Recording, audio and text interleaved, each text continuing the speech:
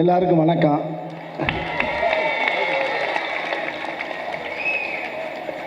இது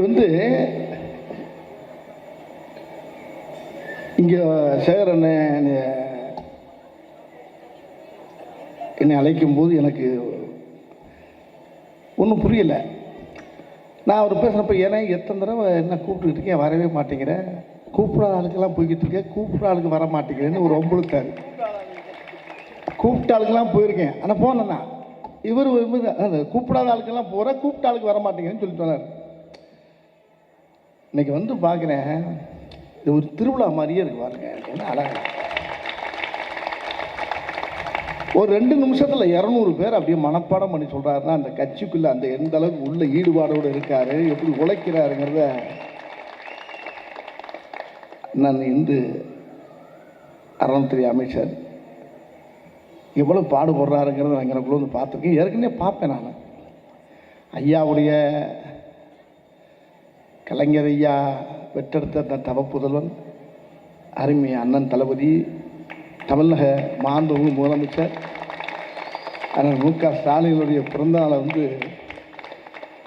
இப்போ மட்டும் இல்லை எப்பயுமே சிறப்பாக கொண்டாடக்கூடிய ஒரு அதுக்கு முன்னால் என்னுடைய சகோதரி பர்வீன் சுல்தான் அவர்களுக்கு முதல்ல நான் மன்னிப்பு கேட்டுக்கிறேன். நான் ஏன்னா அந்த அம்மா பெரிய படிப்பாற்றல் உள்ளவங்க, நம்ம 5ஆம் கிளாஸ் தான், அந்த ஏரியாவை தாண்டலை. அது நம்ம வீட்டில் போய் திருப்பி ரெக்கார்ட் பண்ணி போட்டு பார்த்தா தான் உள்ளே என்னன்றதை கண்டுபிடிக்க முடியும் நம்மளால். அந்தளவுக்கு ஒரு ஆற்றல், அறிவு, பெரிய சிந்தனையாளர் அவங்க. நேற்று இரவு கூட அவங்களுடைய இதை பூரா பார்த்துக்கிட்டே இருப்பேன். அப்பப்போ நல்லா பேசுவாங்க. அப்போ பேசும்போது தன்னுடைய மகனுக்கு ஒரு அறிவுரை சொன்னதாக பேசுகிறாங்க. இந்த கூட்டத்திலேருந்து வர்றப்ப முகம் தெரியுது, பேர் மறந்து போச்சு. அதில் ஒரு வார்த்தை ஒன்று சொல்லுவாங்க. மகன் கேட்டாராம், அம்மா எப்பயுமே 23 வயசாக அவருக்கு, என்ன உன் கண்ட்ரோல்லே என்னை வச்சுருக்கியம்மா, நியாயமானு கேட்டாராம்.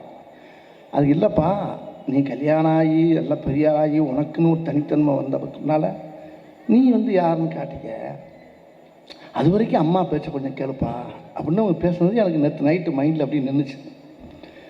இந்த கருமம் அந்த மூளை மறந்து போச்சு. மேலே வந்தோடனே உங்கள் பேர் என்னன்னு கேட்டு தொலைஞ்சிட்டேன். இது வரலாறை விட பெரிய தகராறாக இருக்கும் போல் இருக்கு. ஐயா பிறந்தநாள் அன்னைக்கு, முதலமைச்சருடைய பிறந்த அன்னைக்கு இது பெரிய பஞ்சாயத்து ஆயிரும் போல் இருக்குன்னு எனக்கு லேசாக குடலை பிரட்டிச்சு.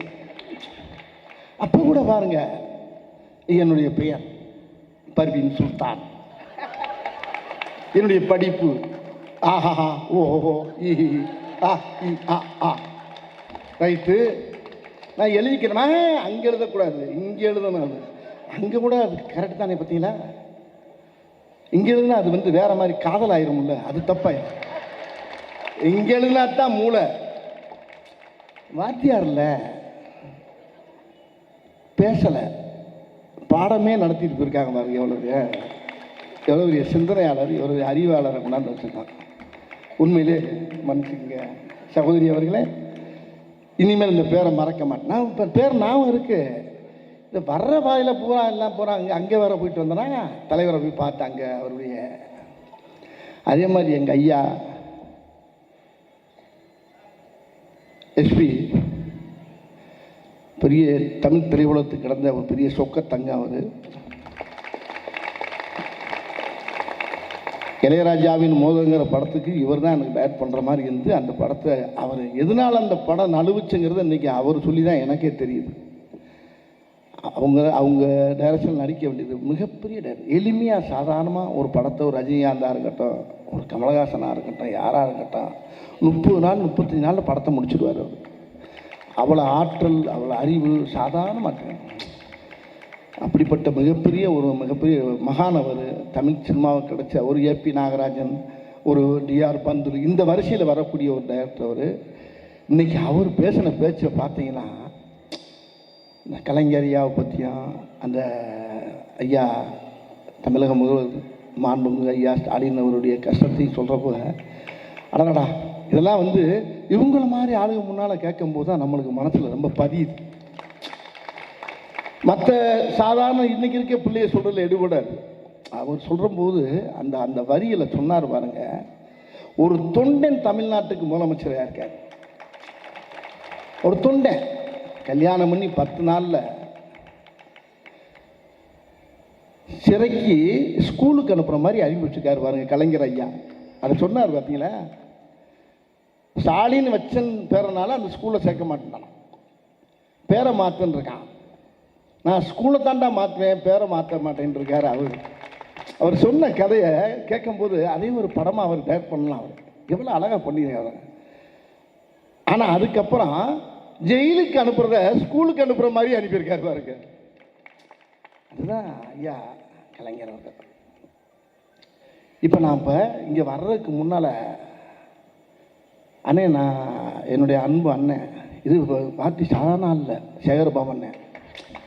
வெட்டு 1 துண்டு 2 தான் பேச்சு. யாருக்கு அஞ்சாத சிங்கம். மன வலிமை, தைரியம். எத்தனையோ எத்தனையோ சிறப்பான அமைச்சரில் இது ஒரு சிறப்பு. முதல்ல தமிழக முதலமைச்சர் ஐயா ஸ்டாலின் அவர்களுக்கு முதல்ல நன்றி சொல்லணும். இப்படிப்பட்ட ஒரு அறநிலைத்துறைக்கு இப்படி ஒரு அமைச்சரை தேர்ந்தெடுத்தார் பாருங்க. அடடா, எல்லா கோயிலையும் விளக்கெறிதியா, அவ்வளோ கோயில் அப்படி பிரகாசமாக இருக்குது, இந்த மாதிரி இருக்குது, ஜெகஜோதியாக இருக்குது. அவ்வளோ அழகாக அந்த ஒவ்வொரு கோயில்களையும் அவ்வளோ அழகாக அவர் எனக்கு கூட ஒரு பெரிய ஒரு விஷயம் பண்ணி கொடுத்தார். அது எனக்குன்னு சொல்ல முடியாது, எத்தனையோ கோயில் சுற்று பூரா ஆட்டையை போட்டு போகிறாங்க. ஏன் கோயில் எனக்கு குலதெய்வம், ஆனால் காட்டு பரமக்குடின்னு ஒரு கோயில். அந்த கோயிலில் ஒரு ஐயனார், என்னுடைய சாமி வந்து திருவேற்றுடைய ஐயனார் கருப்பு சாமி. அந்த கோயிலில் கிட்டத்தட்ட ஒரு 23-24 ஏக்கர் ஆட்டையை போட்டு அவன் பூரா எல்லாம் கொய்யா ஐயாலாம் போட்டுக்கிட்டு இருக்கான்.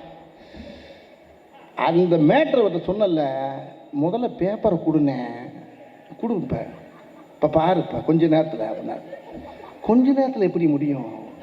அப்போ நான் ஒன்று ஊர்லேருந்து அந்த கோயில் பூசாரி பாக்கியராஜன் ஒருத்தர், அந்த ஊர் சொந்தக்காரர் முனிராஜன் ஒருத்தர், அந்த கோயில் அந்த ஊருக்கே பொறுப்பு, அந்த ஊர் கோயில் அது. உடனே அண்ணன்ட்ட கொண்டாந்து சீட்டை தான் கொடுத்தேன். கப்புன்னு காலையில் ஆள் அனுப்புனாரு, வாங்கி கொடுத்துட்டாரு.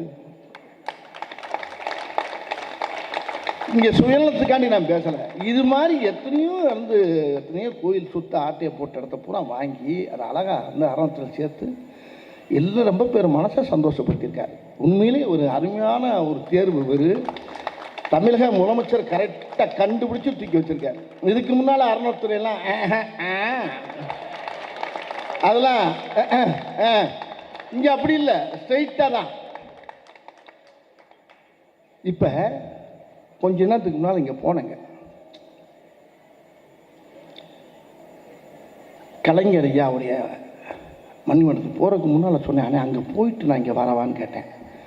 வாண்ணே, நீ பாட்டுக்கு வா, அங்கே வா, அங்கே ஆள் போட்டிருக்கேன், நீ போய் உள்ளே போயிட்டு பந்தோசம் நிறையா கொடுத்தாங்க. உள்ளே போன கூட்டத்தை கட்டுப்படுத்த முடியல. உள்ளே போகிறேங்க, அது சமாதி இல்லைங்க, அது சந்நிதி. திமுக தொண்டன் ஒவ்வொருத்தனுக்கும் அது வந்து ஒரு குலதெய்வ கோயில்.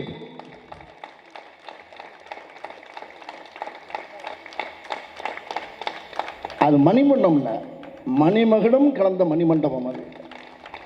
அப்படிப்பட்ட ஒரு ஏன்னா நான் இந்த இடத்துல அவரை பற்றி, நான் கலைஞர் ஐயாவை பற்றி ஒரு சில வார்த்தையை நான் சொல்லி ஆகணும்.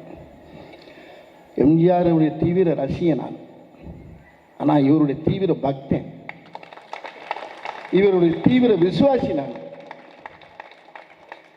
இவர் கூட அவர் இருக்க காலங்களில் அவரை வெளியிலேருந்து தான் பார்த்துருக்கேன் எம்ஜிஆரை. அவர் 2 பேரும் நண்பர்கள் தான். ஆனால் இவர் கதை வசனத்தில் நடிச்சிருக்கேன், இவர் கூட உட்காந்து பேசியிருக்கேன், பழகியிருக்கேன். நிறைய விஷயங்கள் எனக்கு தைரியம் சொல்லுவார். திரையுலகத்தை அவர் எந்த அளவுக்கு நேசித்தாருங்கிறது எல்லா மக்களுக்கும் தெரியும். நான் அந்த கவிநடையில் பேச தெரியாது, என்னுடைய லாங்குவேஜில் பேசுகிறேன். நான் அவர்கிட்ட போய் நான் சொன்னேன், திரையுலகத்தை அவர் எப்படி நேசித்தார், திரைப்பட கலைஞர்களை எப்படி நேசித்தாருங்கிறது எல்லா மக்களுக்கும் தெரியாது. ஒரு தடவை 23ஆம் புலிகேசிங்கிற படத்தை ரிலீஸ் பண்ண முடியலை. அப்போ கலைஞர் ஐயாட்ட போயிட்டு ஃபோன் பண்ணி கேட்குறேன், ஐயா சண்முகநாதன்ட்ட ஃபோன் பண்ணி ஐயா அப்பாட்ட பேசுகிறேன் அப்படின்னு. ஐயாட்ட அப்படின்னா பேசுகிறா, என்ன கொடுத்துட்டார். உடனே ஃபோன் போட்டால் உடனே எடுப்பார். எடுத்து அவர்கிட்ட சொன்னேன், ஐயா உங்களை வந்து பார்க்கணும் தலைவரை அப்படின்னேன். என்னடா வடிவேலு, என்ன பிரச்சனை, எதுவும் பிரச்சனையா? ஒன்றும் இல்லை, இந்த புலிகேசி படம் ரிலீஸ் பண்ண விட மாட்டேங்கிறாங்க, ராஜா குதிரையில் போகக்கூடாதுங்கிறாங்க, அது ஏதோ புழுக்கு ராசியில் ஏதோ பஞ்சாயத்தான், ராஜா குதிரையில் போகாமல் குவாலிஸ்ல ஆடா போவார்.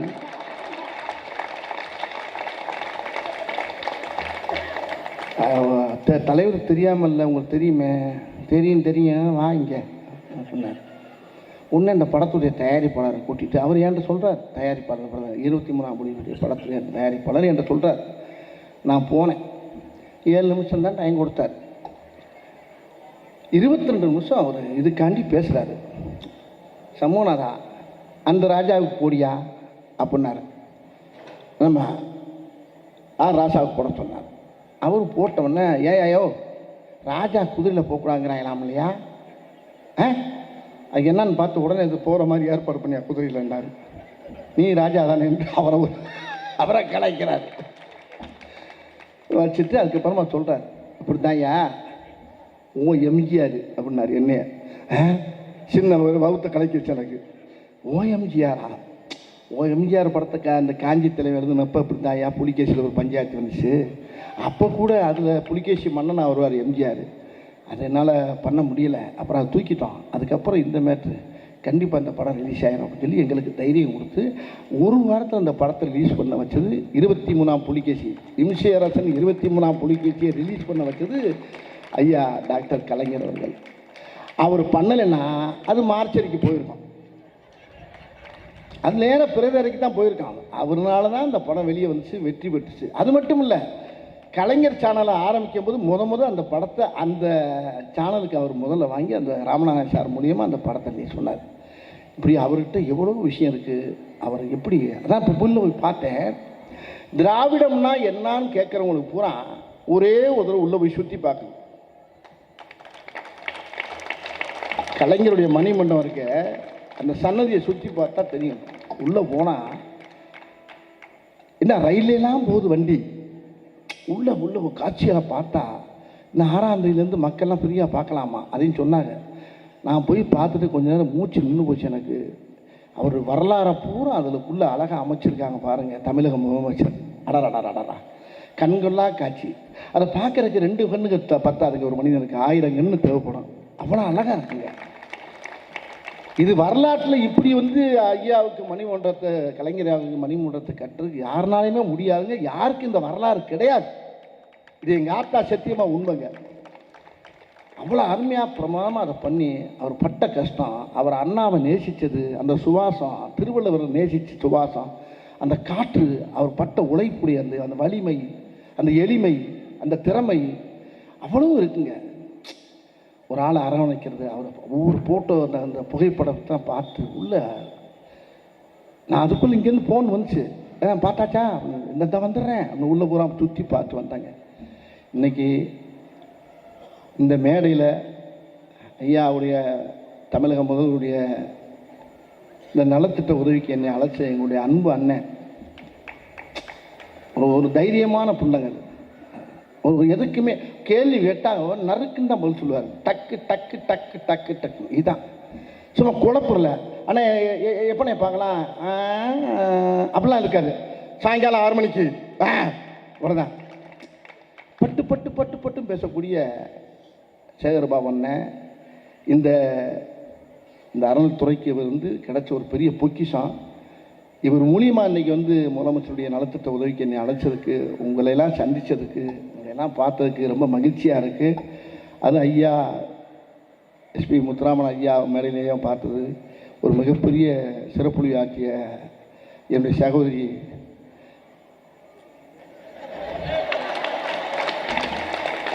சுல்தான் அவர்களுக்கும் அங்கே கூட ஜர்க்கிலே இருக்குது. ஏதாவது பேசி மிகப்பெரிய அவங்களுடைய பேச்செல்லாம் நான் ரொம்ப ரசிப்பேன் நான்.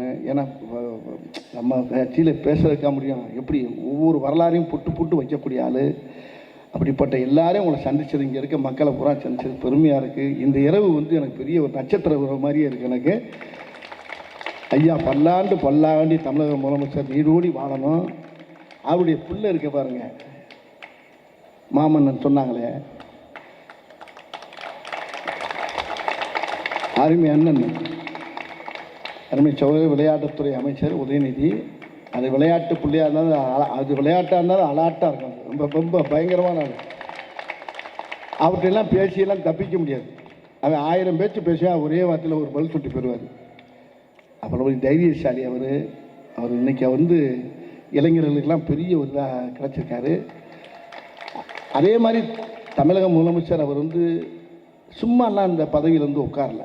அவர் ஐயா எஸ்பி ஐயா சொன்ன மாதிரி உடம்புல வடுவுகள் 10 நாளில் ஜெயிலுக்கு கொண்டு போய் சித்திரவதை பண்ணி மிஸ்ஸாவில் போட்டு கசக்கி பிழிஞ்சு தான் வெளியே வந்தார். அப்படி கஷ்டப்பட்டு உழைச்சவர் தான் இன்றைக்கி நம்ம தமிழ்நாட்டுக்கு முதலமைச்சராக இருக்கார். அவருக்கு தோல்வியே வராதுங்க. நீங்கள் அவர் எப்பயுமே அவர் வெற்றி முகத்தை தான் நம்ம பார்ப்போமே தவிர தோல்வி முகத்தை நம்ம பார்க்க மாட்டோம், பார்க்க முடியாது. அந்த அளவுக்கு மக்கள் மத்தியில் ஒரு சிறப்பான ஒரு முதலமைச்சர் நம்மளுக்கு கிடைச்சிருக்காரு. அவர் நீரோடி பல்லாண்டு வாழணும்னு என்னுடைய குலதெய்வ ஐயனாரை நான் வேண்டிக்கிறேன். எல்லாருக்கும் வணக்கம். உங்களோட சந்திச்சதுக்கு ரொம்ப நன்றி.